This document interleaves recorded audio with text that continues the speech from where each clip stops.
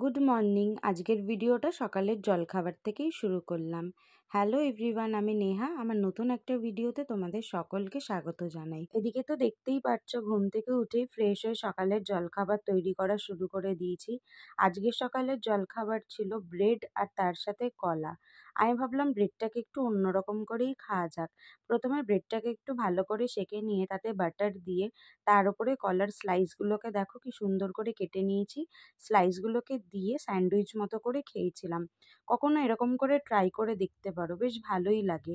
টেস্টটা একটু অন্যরকম হবে, কিছুটা সল্টি আবার কিছুটা মিষ্টি মিষ্টি। আমার তো বেশ ভালোই লাগলো, যদিও বা আমি প্রথমবার এরকম করে খেলাম। তোমরাও পারলে ট্রাই করো। আর আজকের না ওয়েদারটা একটু অন্যরকমই ছিল। গতকাল বিকেল থেকেই অল্প অল্প করে বৃষ্টি হচ্ছিল, তবে আজকের সারাদিনের ওয়েদারটা এরকমই মেঘলা হয়েছিল। জানো তো, আজকে রাতেও আমরা সবাই মিলে ঠিক করেছি যে ডিনারে চিকেন স্যালাড খাবো। তাই সবজিগুলো এখানে কেটে নিয়েছিলাম, আর এখানে সবজির মধ্যে গাজর, ক্যাপসিকাম আর পেঁয়াজ ছিল। আর দেখতেই পাচ্ছ চিকেনটাকেও খুব সুন্দর করে ছোট ছোট করে কেটে নিয়েছি। তোমরা কিন্তু চাইলে চিকেনটাকে আবার সরু সরু লম্বা করেও কেটে নিতে পারো, যেমন তোমাদের ইচ্ছা। আর বাড়িতে যেহেতু আদা রসুনের পেস্ট ছিল না, তাই দোকান থেকে কিনে আনা এই প্যাকেট আদা রসুনের পেস্টই আমি এখানে ব্যবহার করেছি। আর তারপরেই দিয়েছিলাম কাশ্মীরি রেড চিলি পাউডার। এটা কালারের জন্য দিয়েছিলাম। সাথে দিয়েছিলাম 1 চামচ মতো সয়া সস, আর তার সাথে কিছুটা পরিমাণ দিয়েছিলাম এখানে চিলি সস।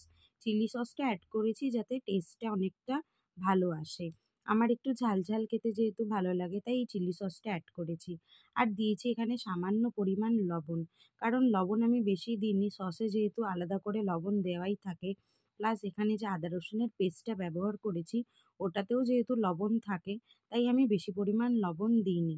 আর সবশেষে আমি এখানে এই সুইট কর্নগুলোকে দিয়ে দিয়েছিলাম। এগুলো ফ্রোজেন ছিল দেখে বুঝতেই পারছো সুইট কর্নের গায়ে বরফ লেগে আছে।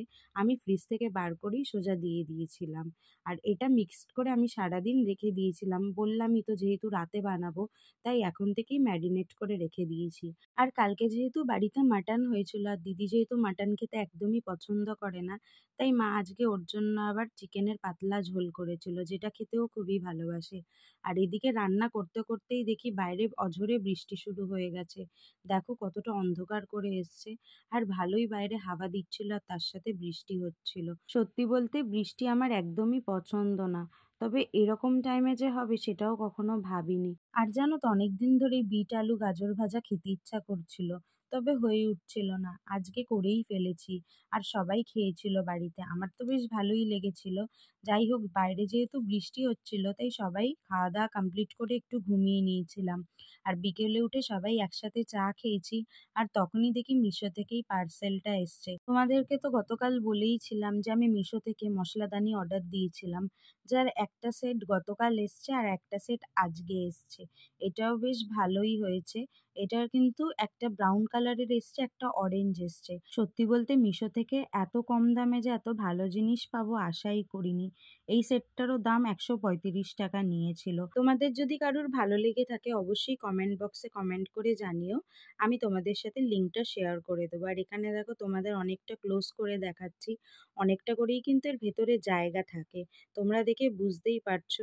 আর অনেকটা মশলাও এর মধ্যে ধরে। তবে জানো তো, আজ অনেকদিন পর সবার সাথে বসে একটু লুডো খেললাম। এই খেলাটা হয়তো অনেকের কাছেই বোরিং লাগতে পারে, তবে সত্যি কথা বলতে আমাদের না অনেকটা সময় কেটে যায় এই লুডো খেলা নিয়ে বসলে। খেলা শেষ করে তারপরে রান্নাঘরে চলে এসেছিলাম স্যালাড বানাবো বলে, মানে ওই যে চিকেন স্যালাড। সকালবেলায় যে ঠিক করেছিলাম আজকে রাতের ডিনারে চিকেন স্যালাড করব। তবে জানো তো, অনেকটাই ইজি এটা বানানো। সকালবেলা তো আমি তোমাদেরকে দেখিয়েই দিয়েছিলাম যে চিকেনটা আমি কি কি দিয়ে ম্যারিনেট করে রেখেছি। এখানে প্রথমে কড়াই গরম করে অল্প পরিমাণ বাটার দিয়ে আমি সবজিগুলোকে সটে করে নিয়েছিলাম। আর তারপরে আরও কিছুটা বাটার দিয়ে আমি চিকেনটাকে ফ্রাই করে তারপরে সবজি মিশিয়ে দিয়েছিলাম। আর এই দেখো আমার চিকেন স্যালাড রেডি। তো আজকের ভিডিওটা তোমাদের কেমন লাগলো অবশ্যই কিন্তু জানিও। টাটা।